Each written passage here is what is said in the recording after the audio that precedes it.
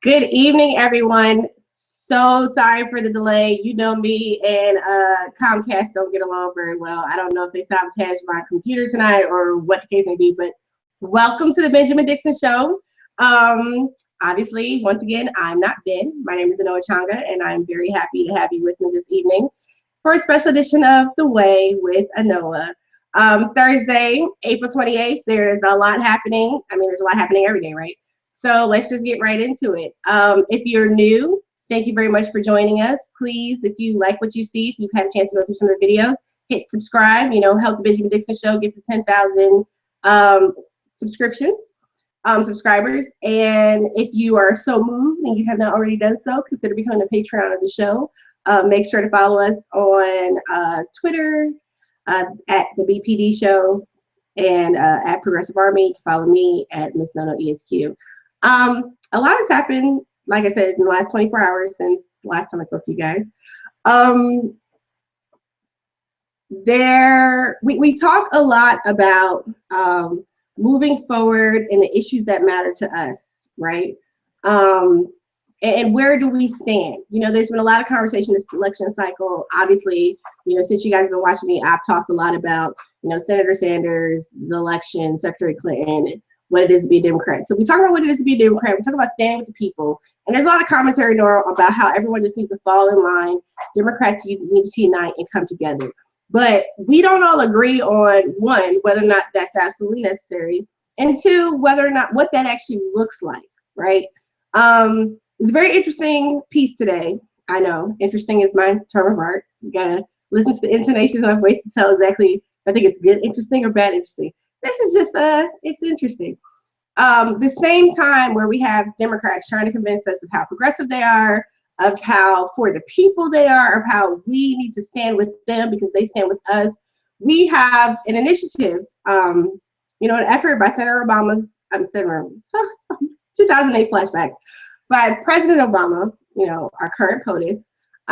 There's an initiative by his administration to address issues with rising drug costs. And, the Department of Health and Human Services is about to issue rules that would look at actually reducing and trying to get a control on drug prices. This has sent the drug lobbyists into a frenzy, okay? They have been banging down the doors, and we talk a lot about what is the big deal that certain interests donate money, right, to our elected officials, and what is the big deal? We put caps on how much money with people with certain priorities are able to donate and allocate and stuff. What that doesn't mean anything. There's no evidence of quid pro quo. The fact that we have Republicans, House Republicans and House Democrats in a rage about the upcoming law, the upcoming rule changes, right? The fact that both groups, they've written their own, but House Democrats were almost to the point where they were willing to sign on to the Republican letter, which sought to stop it completely in its tracks. Now, why would they do that, right? Our elected officials are supposed to be for us. They represent us. They're supposed to be about the people, for the people, yada, yada, yada, right? One person, one vote. We vote just like everyone else. It matters. Money in politics does not matter. Money in politics does not matter is what people who get money for their politics say to you to convince you that you should vote for them because they need you to vote. Because the money can't vote, but money can dictate policy. Let's just be real, right? So this rule, there tons of people have expressed their concern because the Democrat letter to the president has asked for basically for things to be softened, right? Like they're responding to pressure from big pharma, from oncology lobbyists. This is a prime example of how big money in politics is problematic because we've seen, numerous mentions, not just this election cycle, but just in general about the rising costs of prescription drugs, the rising costs of healthcare overall. I mean, this is part of the battle that Bernie Sanders is saying we need to fight. And it's centered, even though we're talking about prescription drug costs, right, and legislation, rules that would actually help the average American, it's deep in campaign finance reform and getting big money out of politics. Now, I didn't actually intend on talking about this tonight, but we had a piece written by one of our own with the Progressive Army, Salam Marcos, and he was talking about, took it from the vantage point of if we did actually, you know, were to negotiate, right? Because we've been talking a lot about how people need to earn our vote. Come get my vote. You know, I've listened to the Fight for 15 protests and stuff. Come get my vote has been, you know, the chant. As Black voters, we say it all the time. People need to earn our vote. You need to put, you know, you got to respect us. You got to earn it. You got to work for it. But what we see happening is that, okay, we say that to people and they pay lip service to us, but then we ineffectually, you know, bring in people into office who, yeah, they know the game. Yeah, they know what to say. They know how to play the dance fuzz. But ultimately, when you look at their decision making, what they're doing, it's like soft, and they're really kowtowing down to their donors, right? Their base. So when we look at an issue like this, where the Democrats, and on the one hand, you can say, oh, they're trying to make a move preemptively, because the Republican letter, it just flat out, you can't do this, don't do this, this is not right, this is not good. You know, supposedly they're worried about unintended, they're always worried about unintended, you know, effects to the people, when really this is an issue that you're cutting into somebody's profit margin. They're upset, they don't want you to do it, case closed. So, you know, we talk about the legacy of President Obama a lot in this election cycle. The Democratic Party pretends to be so concerned about protecting what he has done. We've already seen the DNC under Debbie Wasserman Schultz rescind, you know, rules against, you know, big money from lobbyists within the party fundraising mechanism, right? They're basically selling off pieces of the convention in party membership and leadership to the highest bidders is effectively what's happening in this cycle.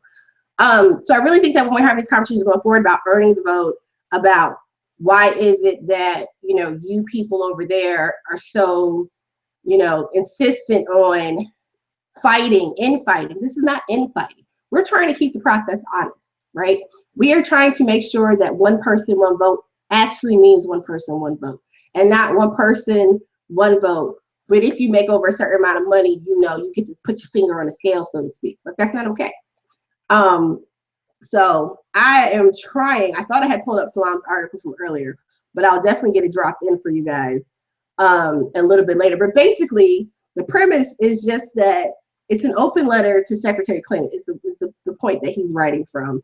And it's pretty much, I was trying to see if I could find it real quick to read it to you guys, but it was, the basic premise is just that, you know, working from this idea that we have to come together around, you know, whoever the actual nominee is.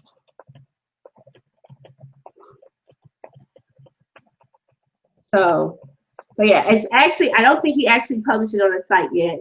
I think he just sent it to us as a pre-read, but it's a great read. So definitely when it's up, you got to look for it. Okay. But it's very respectful. You know, I know that we have Burning Your Bus, we have Unite Blue, but at the same time, like at the end of the day, we all want a better tomorrow, right? And we need to come together and figure out how do we get from point A to point B and beyond. I do know that I know a lot of us have very strong feelings, but campaign finance reform, we can talk to her blue in the face about how it doesn't matter, it doesn't affect the vote. But honestly, when you look at this article, when you look at what's happening right now, when you have Democrats, this is not the first time Democrats have done this, like kind of like, oh, I can't back up Obama because that's, you know, my district's gonna be mad at me. We can't say that we stick to certain values and beliefs. We can't say that we're proud of the legacy and that we're supporting something when there's something that's so important, like fighting the abusive practices and finances involved with the high cost of prescription drug medication. You know, and the work I do, I see people who, but for the fact that they can't afford their medication, they would be able-bodied individuals out there working in the job market, right? I see tons of people all the time who, you know, they can't afford their medication for diabetes and they're unnecessarily going to the emergency room. Well, we have the ACA, you know what? I keep telling y'all, the ACA is definitely an improvement of what existed before. It has made it possible for a lot of people, but there's still many folks, my mother is one of them, who despite working full time, who's despite being a quote unquote, you know, as your people would say, like she works, she's engaged, she's intelligent, you know what I'm saying? She's in the system, but what's available to her is just not affordable. It is not affordable. It is cheaper for her to go and pay out of pocket when she needs to go see a doctor and just pray. Really, like you just pray that you don't get sick and there's not some other need for it. The same thing with the prescriptions. You know, people just hope they can get through it without this medication, or people are cutting their pills in half. There's all types of stuff that is still going on, and ignoring it and saying, oh, but we passed this, this is great, this is good enough. It's not good enough. It really is not good enough. Americans are crushed with the burden of healthcare today, and we really cannot afford to continue disregarding it because we're too afraid to upset the people with the big dollars. Like, because that's what ultimately boils down to. The next time somebody says, oh, but that does not have anything to do with the way I vote or make decisions, malarkey. I'm sure you can Google quite a few articles and instances where decisions are being made based on what lobbyists want and not what's based on the good of anyone's jurisdiction. Like, seriously. Or they're afraid that they're going to get primaried for somebody from the Tea Party. I can't elect people who are going to go into Washington and be fearful. And I'm sure, you know, in thinking about what you need to do, you might feel the same way.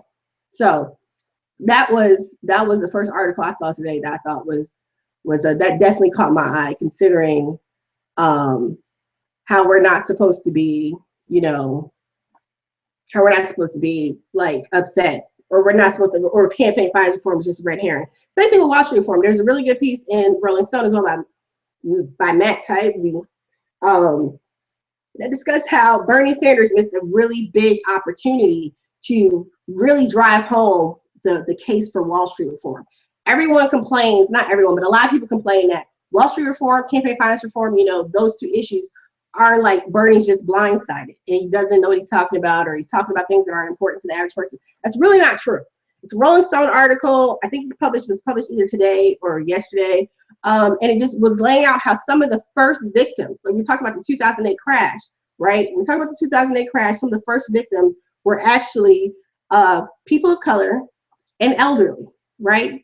And of course, low income families. When you look at some of the statistics in different jurisdictions, like when you look at New York, for example, we look at home ownership, you know, home buyers making over $65,000 a year, I think it was, when they're being offered loans, you could have this similar set of circumstances financially. You could have a white family and a black family. And have we heard of the Anti-Corruption Act? I'm going to be honest with you, Marcus. Thank you very much. That's something to put on my list. I'm actually not very familiar with it, but it's definitely something that I'm going to now look up because I don't like being caught off guard when you guys ask questions. But no, it's not something I'm familiar with. I know there's quite a few different things out there. I know there's, so I'm not even going to try and pretend or BS my way through that. No, I'm not familiar with it at all. But I'm going to be now. So thank you for raising that. That's, yeah. But we have these instances where you have similar situated people and they will be treated differently by, you know, loan by lenders, right? By mortgagers and stuff. You know, they'll be the black couples they found in these instances were, like, I think it was 5 times more likely or something like that, offered riskier products or trying to push into higher interest, risky products, subprime lending. There was another group that they called, like, the subprime loans, they basically called them ghetto loans, right? That they targeted specific people. Like, this stuff was very purposeful, and you know, like there were so many different layers and issues. And the article just talks about how, you know, Hillary Clinton, during, I think it was a debate, she made a comment like, okay, Wall Street reform, will that end racism? And the article, the focal point is that she actually opened up a floodgate of criticism, critique, and conversation that really could have and should have happened. And she left herself wide open because it really actually did disregard the fact that there is a huge racial disproportion in the way people were affected. We talk about, and Bernie has touched on it, right? But this goes back to the critique about him, about how he focuses primarily through a lens of class and does not really get the racial connections very well. And I think that's a fair assessment to make, because reading this piece, you know, there's some of the things that I personally did not really make and connect to myself. So I think I was like, oh yeah, that would have been a great way, you know what I'm saying, to talk about this. I mean, and thinking about, I know I personally have talked about things like, you know, the effects of different policies that have happened over the last 25, 30 years that affected and reduced the number of, you know, banks owned by people of color. You know, having local, small, community-owned banks, whatever, who are invested in the actual community versus these bigger lenders that ended up just pumping our community with subprime loans. And, you know, we now see communities even still suffering from the collapse from when the balloon bust. So that was a good piece. I think that you guys should check that out. I'll definitely tweet that out afterwards as well. Then there was, you know, kind of switching topics somewhat. Sean King wrote a very interesting article in the Daily News. It's about sexting. Now, I know mostly everyone is familiar with sexting, but sexting is like texting, but you know, it's sexy texting, right? And it's something that people do. And unfortunately for all of us who have teen kids, you know, there are some of our kids who are probably out there sexting as well. In the article, Sean argues that it's actually a safer thing than them actually having sex. You know, I don't know if Sean has teenagers, but no one wants to think of their kids engaging in such risque behavior, whether it's via a phone or otherwise. What is interesting though, and this has been an issue for the last several years, kids being criminally charged with distributing child pornography, because technically being under 18 and sharing sexually explicit photos, technically per the statute, that's child pornography, technically, right? So distributing child pornography and possession of child pornography. And also, I'd also be interested to find out actually how these pictures were discovered to begin with. But anyway, so per the story that Sean, you know, recounted in his article, this young woman, she sent a racy video or pictures to a young man. They're 16 and 17 years old, both under 18, within a year, you know. And there was an issue like several years ago with Romeo and Juliet laws. So like even if the kids were both under 18, if they were too far apart in age or something like that, then that was a certain type of statutory rape that could also trigger, you know, statutory rape charges. But also, you know, with these charges, these land people on sex offender registry. When you're in a sex offender registry, like if you're living at home with your parents and you have younger siblings, you can't be around kids when you're a sex offender, right? If you guys live near your school, so that when these happen to young people, it's very disruptive for their lives, right? And the question arises, should we be criminalizing what is ordinary, natural human sexual behavior, right? Because if they were both 18, so if he was a year older and she was 2 years older, there would be no charges involved. The law couldn't say nothing. You know, the young man would not now be facing a felony if they were both but just a little bit older. Well, Anoa, you know, kids shouldn't be sexting. It's wrong. I get that. And as a parent, you know, we do need to discipline our kids. But when we look at in the last 20, 30 years, and when we look at how we have rolled back on sexual education, we do not talk about sexual orientation. We do not talk about sexuality, not just sex ed, you know, the basics, the birds and the bees type stuff. We don't even talk about sexuality, right? We don't talk about the emotional responsibility that's even involved in engaging and having sex and having these relationships with other people. We don't do that at all. I mean, some of us may do that personally as parents. Some of us may do that in our groups and our communities, but for the most part, as a society, we do not do that. And then we have so much exploitation of sexual images, you know, conversation lingo. When we look at, you know, the TV before 10 o'clock, as the Brits say, you know, pre-Watershed television, you know, is ripe with innuendo and just outright, you know, statements and imagery. When we look at cartoons like Family Guy, even though it's not a kid's cartoon, still, I mean, we all know that cartoons appeal to younger people. So culturally, we have a corrupt culture. We exploit sexuality for money, for excitement, for entertainment. And then we say to kids, you can't do this, even though we all do it, even though we have TV shows where it's very prevalent. You can't do this, and we're going to possibly send you to jail and put you on the sex offender registry if you do. So what happened? So the 16-year-old girl, 17-year-old boy, they've sexted. She initiated, by the account, she initiated it. He reciprocated. Somehow the pictures are discovered. He gets charged, and the charge involves child pornography. Now, wait a minute. They both sent pictures. Yes. They both sent pictures, and this is Louisiana. He's the only one charged. Now here's the kicker. She's white, he's black. So yeah, draw your own conclusion. But I have a really serious issue with children being charged. Now, again, granted, it's very different if this is a malicious incident, right? It's very different if someone did something maliciously, right? So if I send out, like there's an SVU episode. I'm a junkie. I watch Law and Order, all of them. Not really Criminal Intent. I do watch SVU. But there's an SVU episode where when a young lady, she takes a picture of herself. She accidentally sent it to her best friend. She accidentally sent it to her best friend. And then but she sent it to her boyfriend. Her boyfriend gets mad because he went through her phone and found out that she had sent it to somebody else too. So he sent it to the whole school. So in that instance, like if someone does something like that, like I'm going to embarrass you. So I'm gonna send out your picture to everyone else, or I'm taking this picture without your knowledge.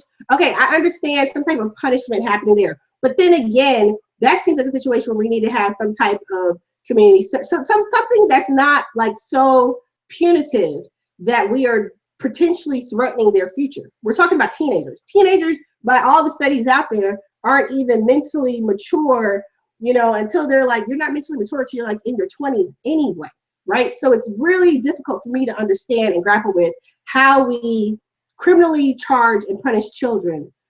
Teens are still children. They still need our assistance. They still need, us to kind of guide them and let them know right from wrong.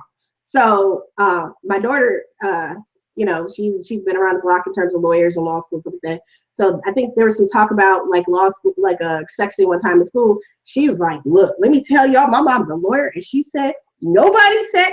If you ever get any, immediately delete them. You don't want to be charged with child pornography. And I laughed. She came home from school. Yeah, I was telling everybody that they don't want to be child pornographers and it's a felony and you're going to be on the sex offender registry. Because there was an incident that happened, I guess, the school had a different, and I think that's the other thing, like prosecutors have the discretion, right? Because when you look at what this book, child pornography, and I know I'm going on and on about this, but I'm really actually passionate about this because this potentially can ruin this young man's life, right? This is like something that is, it's a youthful indiscretion, right? And I'm not going to say kids will be kids, no big deal, but parents should talk to their kids, right? Parents should talk to their kids. Communities need to talk to the kids in the communities. We need to have principals. We need to have the community coming around children and helping them make wise decisions versus the community stepping in to punish children for making an unwise decision, right? Because this is a mistake.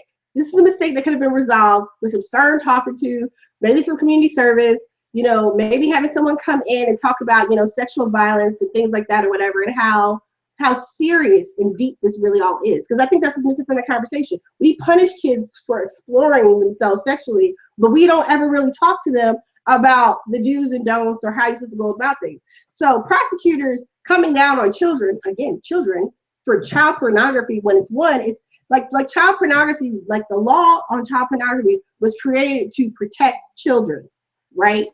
From people who would abuse them, from people who would,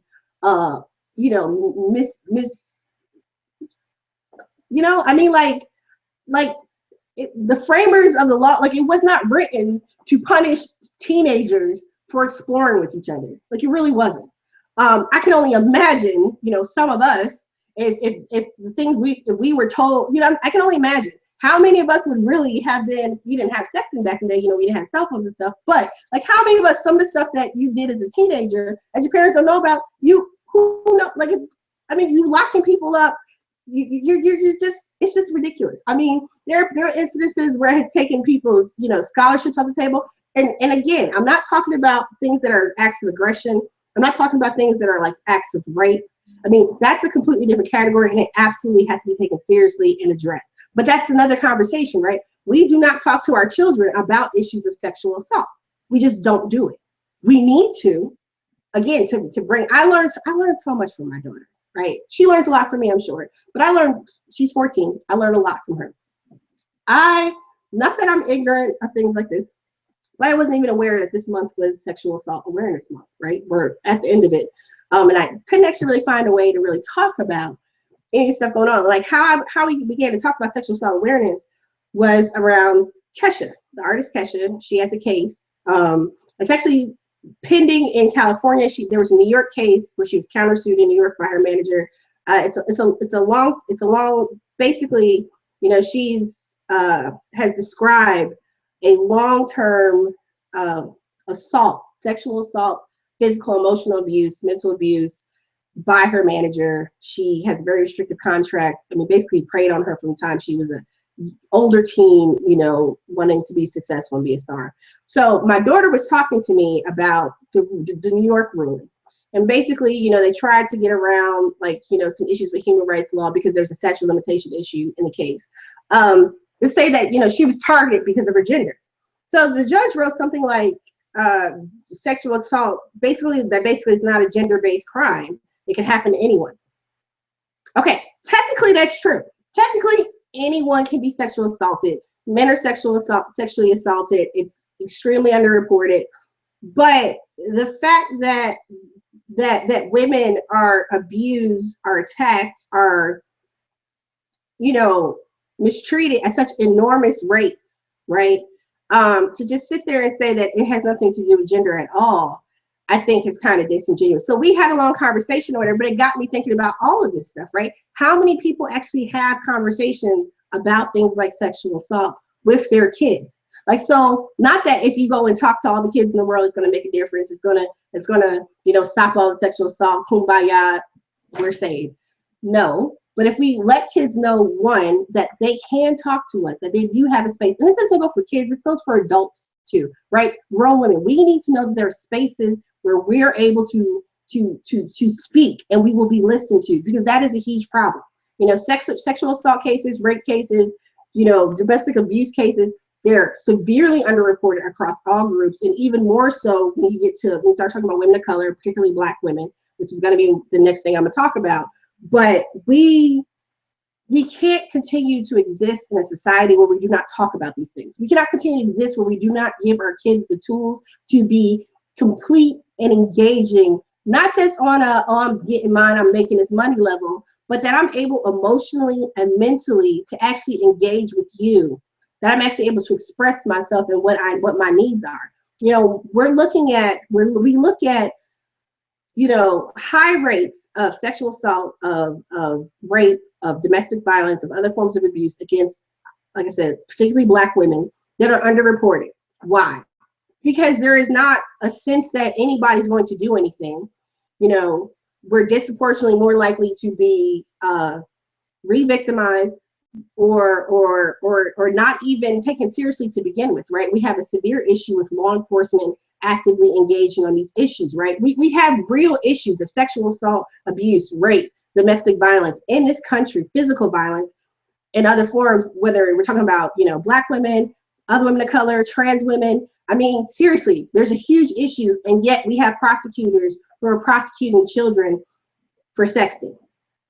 You know, and if he is charged and convicted of child pornography or some other lesser offense, that's still time on the sex offender registry. And child pornography is an automatic 25 years on the sex offender registry. This child will spend most of his adult life on the sex offender registry.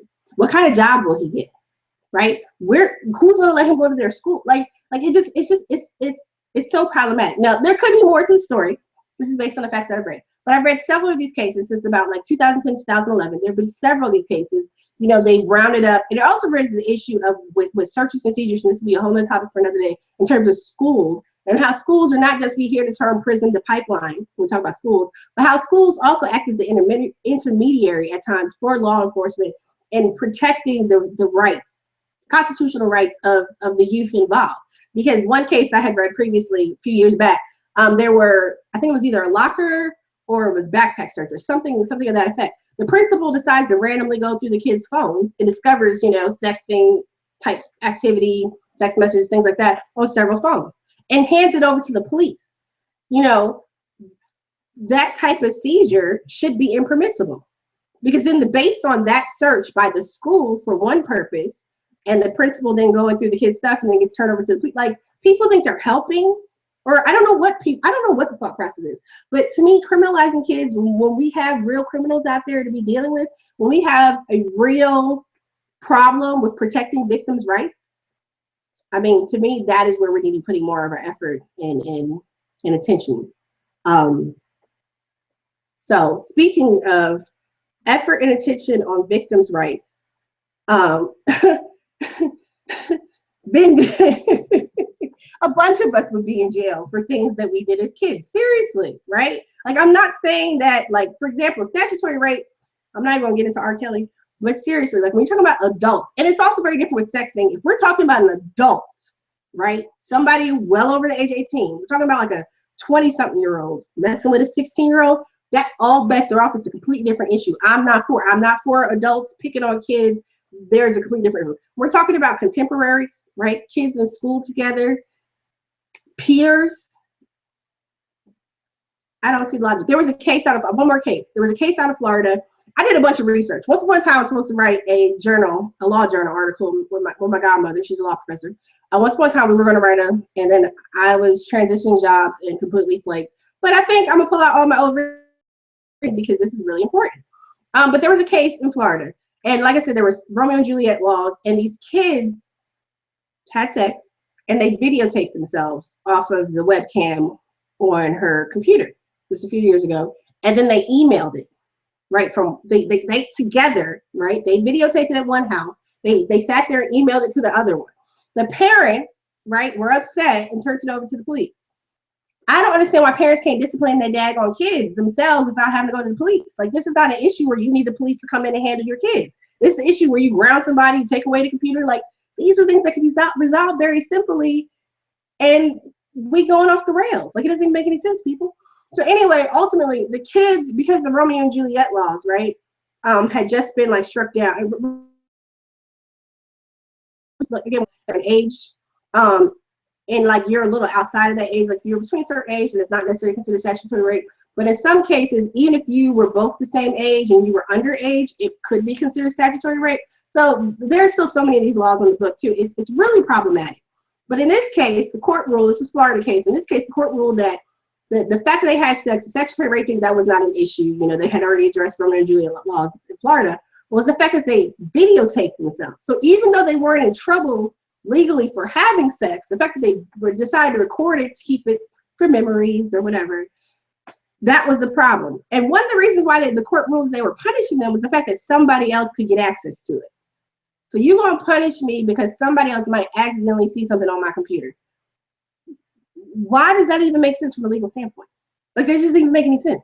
And this is the problem. We have a lot of laws that are not based on common sense at all. They're based on people's puritanical views about youth, sexuality, and in some cases, womanhood. Like, it's really problematic. And in this case, I mean, you cannot overlook the racial overtones. You cannot look the fact that it's in the deep south. It's in Louisiana. We have a white girl, we have a black boy. They're the same age, basically. You cannot overlook the fact that they're not being treated equally. If the rule is, if we're going to apply this rule, it needs to be applied to all parties equally. I don't think either kid should be charged. I think the fact that, you know, they're engaging in risky behaviors, their parents need to be talking to them and having some serious conversations. You know, back in the day, you know, I'm thinking about 90s movies. They would, 10 Things I Hate About You. The dad makes his daughter wear a big pregnancy belly to make sure she doesn't go do risky stuff. I mean, come on now. What happened to parenting? Like, I don't know. That's just me. Like, I don't know. As a parent, I'm appalled that this type of stuff is still happening. I really thought there are some laws that have moved to, there are some states, I mean, that have moved to address sexting amongst teenagers specifically as like improper use of electronic device or something to that effect or whatever. I still disagree with it being a misdemeanor even. I mean, but in these places, they do make it so that, like, basically if they do whatever they're supposed to do with diversionary programs or whatever, that upon, you know, adulthood, it's wipes, you know, juvenile records can be closed, can be sealed. So that's a lot better, but Louisiana is not one of those places, unfortunately. So switching to my next topic, in New York, I have a good friend from Alabama, actually. So in New York, there is, if I can find my notes, make sure I get this right. In New York, there is a Truth and Reconciliation Commission that has just started today. It is running till May 1st. It's very timely, necessary, and I mean, it's amazing work that's being done. So Black Women's Blueprint is an organization that has focused on lifting up the voices of Black women. You know, for far too long in our history, our voices have been unheard, ignored, and disregarded, just blatantly. I think about, you know, when we talk about abuses against women, I think about in North Carolina when women were forcibly sterilized. Now, it wasn't just Black women, but there was a disproportionate number of Black women that were forcibly sterilized. You hear about these things happening in other countries, but we don't ever really talk about like eugenics type programs that happen here in the United States. Happened well into the 70s in some places here in the United States.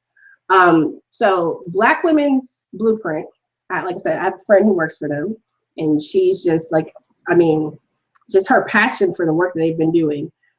Back in when with the Holtzclaw trial, that's the Oklahoma police officer that raped all those Black women. They had a group like activists, but this group in particular basically sent an envoy of sisters to stand in solidarity with the survivors of this brutal attack. You know, that case was very interesting for the fact that even though there were all these allegations, even though there were issues with this particular cop, no one really acted. You know, it took overwhelming outcry before they even removed him from his job, right?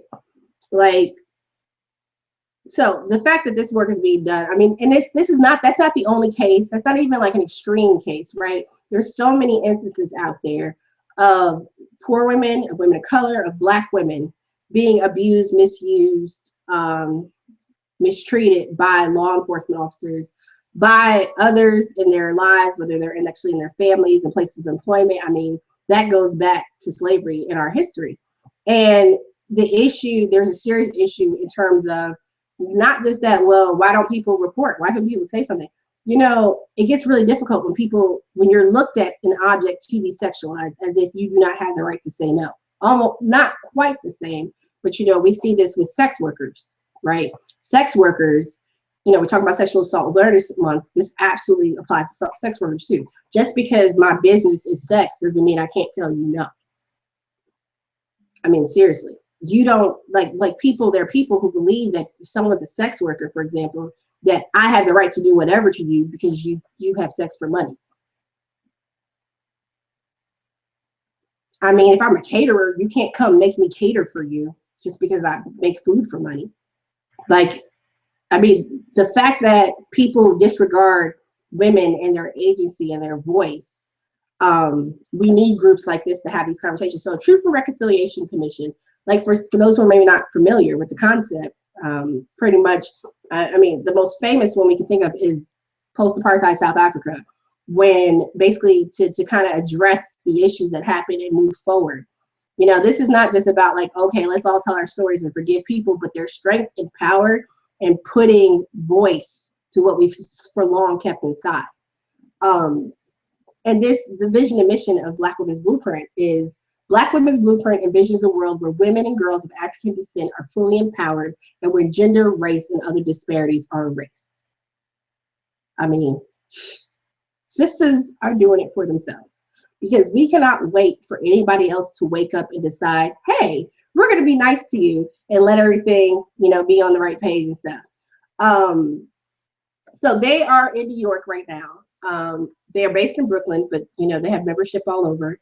And the commission is started today, and there has been testimony and conversation, basically people sharing their stories and telling their truth, you know, providing a space for survivors of sexual assault and abuse to not only share their voice and their stories, but to collectively demonstrate the human rights atrocity that exists and that happens, right? There we already have issues with people addressing issues of rape and sexual assault in general. Again, like I said, like, you know, when you look at the statistics, you know, that ability to actually address these issues, it increases astronomically when we start talking about women of color and Black women in particular. You know, when we start talking about women of African descent, you know, it broadens our scope. So yes, we're talking about Black women in America, but then we're connected to the stories of our sisters who are abroad, right? Everybody's was concerned for a while of bring back our girls, but like there are very real ongoing issues besides, you know, whatever the latest hashtag we decide to use is, right? So this is really about bridging, you know, those stories, and then how do we make a path going forward? There has been a call through this commission, because there's actually a UN, there's a larger UN summit that is going on in New York as well. And so they have been trying basically to, or not trying, they're demanding access to be able to deliver the message, because this is something that needs to be addressed. You know, we look at UN Commission reports, we talk about police brutality and police violence, and we see that the United States, there are disproportionate issues when we're talking about, you know, Black and Latino, when we're specifically talking about Black people. But we focus so much on these issues when we talk about Black men, right? We talk about violence, whether it's physical violence or whatever the case may be. We rarely talk about what is affecting Black women. And I had a comment on Twitter about how, what about, you know, Black youth and Black men, and this is, it is okay, right? It is okay for us to carve out a space that is Black women only. It is okay for us to carve out a space where our allies, so to speak, where our sisters, where our family, where people can come and support us. Because Black women, we are the backbone. I saw it said earlier, we are the backbone of the Democratic Party, for example, right? We're the backbone of the community. Black women, when you look across the board, you see Black women involved, anything and everything up and down, you know, and it is okay for us to take time and recognize that our voice needs to be heard, that we need to be represented. And we also need to be able to step aside and just be there, to just listen to our sisters, right? We don't have to be in competitions for each other. There was the viral image of Taraji clapping, right, and celebrating. I believe it was when Viola Davis won her Emmy. That image for so many of us has been so stark and true, because at the end of the day, many times all we have are each other. You know, my boss may be mistreating me. I may have been abused. The cops may not believe me, but my sisters will always have my back. And I'm so excited to see this type of initiative going forward. So again, today was the first day. It's going to May 1st. Today it's in Harlem. They were at Riverside Church, taking testimony, hearing stories. And Alicia Garza, one of the co-founders of Black Lives Matter, gave remarks earlier today. And one of the most profound statements I think that I read from her was about how not just that the United States owes Black women a debt, but that, or not even specifically that they owe Black people reparations, but that Black women are owed reparations, right? There have been so many horrors and atrocities inflicted upon us that have been state sanctioned, that have been disregarded, you know, fallen by the wayside in history. And I just feel like being able to have these, now whether or not reparations will really ever happen for any of us, you know, that's a whole other conversation too, right? But we do need to be comfortable with having these conversations. And it takes a lot for us, particularly when we're told that we gotta be on the team, we gotta be all about our women in general. But that sometimes that conversation of let's just talk about women's issues, there's not always a space carved out to talk specifically about the intricacy of issues affecting directly, you know, the lives of Black women. And so I want to say to people that it's okay. It's okay. I understand that we're concerned about, you know, our sons and our husbands and our brothers, our lovers, you know, uncles, whoever. That's fine. We can love Black men and love us too. You know, we need more Black men though to reciprocate and to hold us down, because we've been holding everybody else down for generations now at this point. And I think that, you know, whether people begin to sufficiently acknowledge and address the atrocities that fall Black women, Black girls, you know, we talk about, you know, the school prison pipeline, talk about the over punishment in schools and suspensions and stuff. We focus so much on Black boys, which, not saying that Black boys do not deserve attention, right? We focus so much on police killings and revolving around Black men, but there's very little conversation about the numbers of women who are harassed, assaulted, beaten, you know, killed by police. I mean, we all know Sandra Bland's name, but how many of you know about Rakaya Boyd, right? Like, I mean, we all know those names, but there are so many more that do not make it to a hashtag on Twitter or Facebook or wherever. I mean, so it's important to have these discussions. It's important to talk about how there are people who, whether it's through foster care, you know, I'm the daughter of a sexual assault survivor. And that is something that is borne out on the entire family structure too, right? And so it not only affects you, it affects your ability to engage in the world, and yet you're still expected to do so without any type of support or redress for the issues. We're just expected to just handle it. We don't get the time to fall apart and cry and check out of reality. We still have to do the next day regardless of what has happened to us the day before. And it is okay for us to be vulnerable. It is okay for us to share our stories. And it's definitely okay for us to demand redress for the things that befall us. An article written by one of the speakers was in Huffington Black Voices.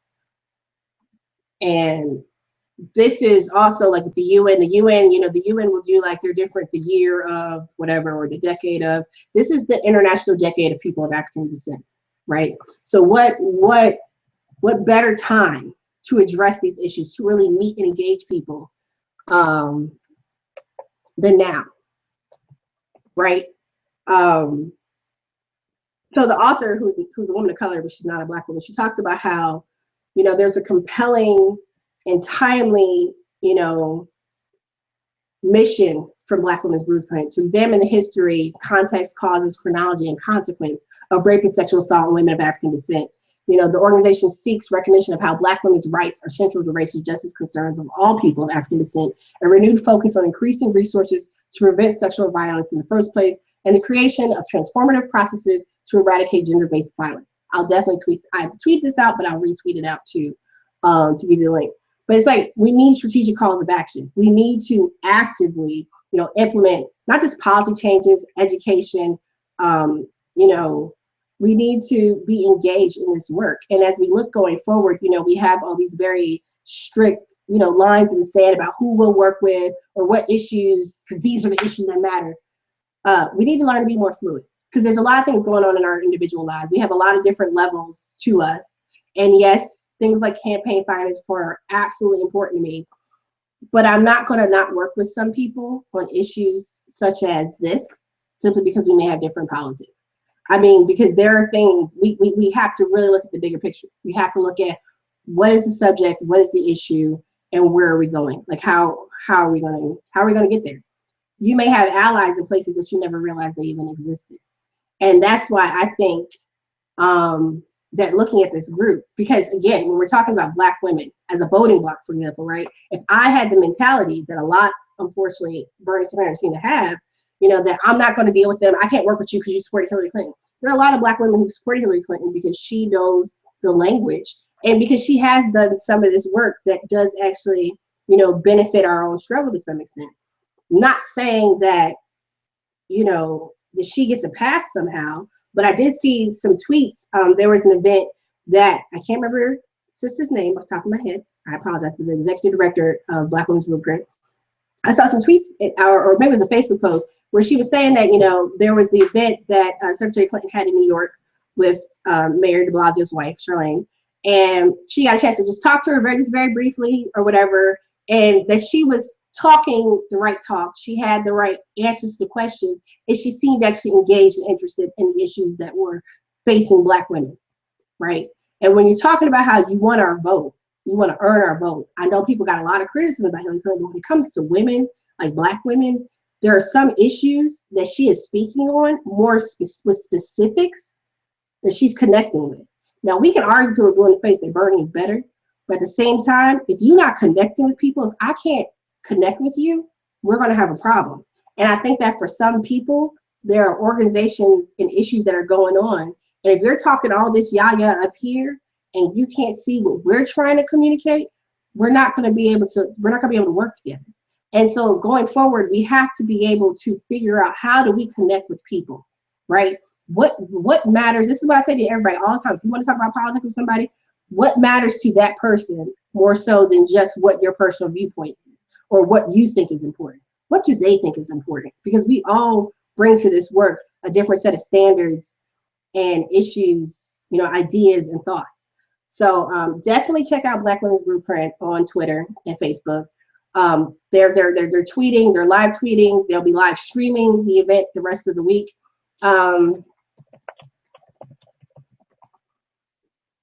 You know, it's just a lot going on, and it's definitely an excellent, you know, group to support. If you care to donate, you know, there's information on their website about how to donate. They do several other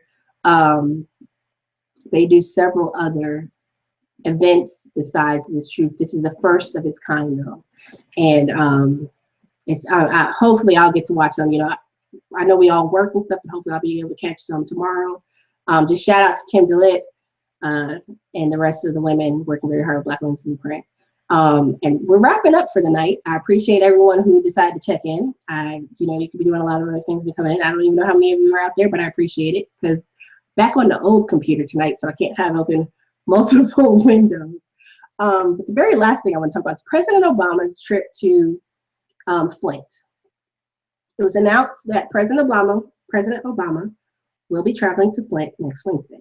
The news, MSNBC earlier today said this week, it's next week, it's May 4th, he's going to Flint. And he's going in response to a letter from an 8-year-old girl who has been affectionately dubbed Little Miss Flint. This child is adorable. Y'all need to look her up. She is too cute. But she wrote to him on behalf of one of the children in Flint who's been affected by, you know, the water crisis. And I've shared with you guys before, you know, I have my own water issue, not nearly as long or as scary as what is happening in Flint at all. But I do know what it is to raise a family on bottled water. It's very, very difficult. I think when I was looking at, I was going through looking at her mom's Twitter page, you know, just kind of looking and seeing updates and stuff, what's going on and what she's doing. Again, this child is 8. She's light years ahead of many of us. And they were talking about how many gallons of water it took to give the kids a bath, right? Because this Flint crisis is not just about ingestion of water. It's the same thing we went through in Charleston, West Virginia. It's not just about ingestion. There's so many other ways about it in terms of exposure. We've seen reports from people who have different conditions where they can't wash the water, all types of stuff, right? You can't drink it, you can't ingest it, you can't use it for anything. We don't know. I was talking with one of our producers, JP, earlier, and it's like we don't even know like what happens like with washing your clothes, like, you know, I mean, there's so much that they still don't know. There's actually a lawsuit by residents of Flint against, I believe it's the EPA. Way to go, because the EPA, we can say a lot of things, but the EPA does not necessarily always handle these situations properly. I know the Michigan Department of Environmental Protection, I think theirs is a DEP as well. But the Michigan Department has also come under fire a lot, you know, for the handling. There is no safe level of lead in water. Let's just be clear, right? There are certain standards, there are safe levels and things like that, but there isn't one for lead in water. And we've heard stories of how disastrous lead exposure is for children, particularly under the age of 6. So this is an ongoing public health crisis. And, you know, we're not seeing the massive news coverage. They're not battling over Michigan anymore, so it's not really a big topic. You know, Bernie Sanders had mentioned it most recently at his town hall. But the mayor, you know, was given like a lot of attention from Secretary Clinton when she was there. And yet and still, there's still been stalling. The Republicans, along with Senator McCaskill, have like dropped the ball and are refusing to release funds. There was another hearing today. I didn't get a chance to really look into what the outcome of that was. But hopefully the funds necessary to really address the issue in Flint will be released. Hopefully President Obama's visit will actually help further that process along. I know that there was somebody released, and there were some houses, things like about 30 or so houses, were actually completely redone with piping out to the street. But they're still trying to coat and seal pipes at this point. I mean, there's a lot that's still going on. So we can't forget about these issues, right? And as community leaders and organizers, we have to leverage as much as we can to make sure our issues get addressed.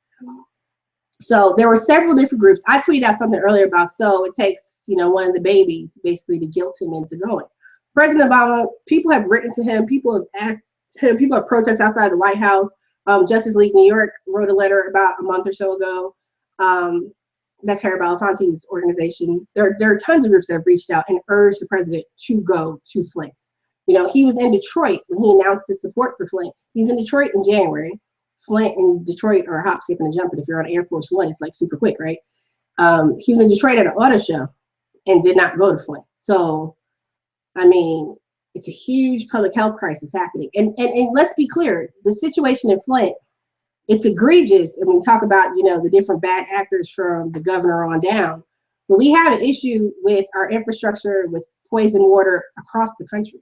They found high levels of lead in water in Newark, including affecting city schools, you know, Louisiana, Mississippi. I mean, it's widespread. It's a widespread issue that needs to be addressed. So we really do need to be looking at how do we have an aging infrastructure, and it definitely needs to be not only invested in, but it's a public health crisis. So we need to make sure people have the tools, access, and resources to actually address these issues for their family as well. You know, there's been like some credits given for people for the water bills because yes, they're still being charged for this poison water, right? They've been given credits, but it's an issue. And like I said, I know what it is I haven't done it for a 2-year period, but 5 months was enough for me, right? And I'm blessed that I was able to leave that situation.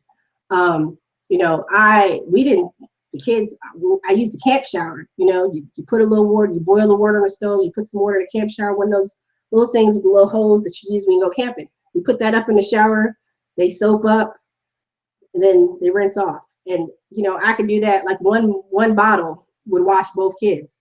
And it was stressful though, you know, washing dishes, and you use the rinse water, you warm your water up for you wash your dishes, then you use your rinse water to mop the floor, right? Because you couldn't really afford it. I mean, using bottled water to mop I mean, seriously, like it was really, because there were chemicals in our water. And no one knew what the chemical reaction would be with that chemical and like household chemicals. Like that's how I developed adult onset asthma, was chemical exposure from our water. So we learned a lot about rainwater collection, things like that during that. So it's very stressful. You know, people are just like, well, what's the big deal? It's very stressful. Bottled water is expensive.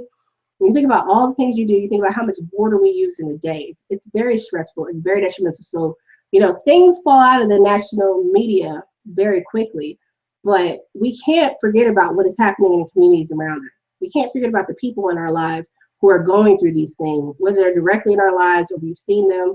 You know, little Miss Flint, I thank you for your activism.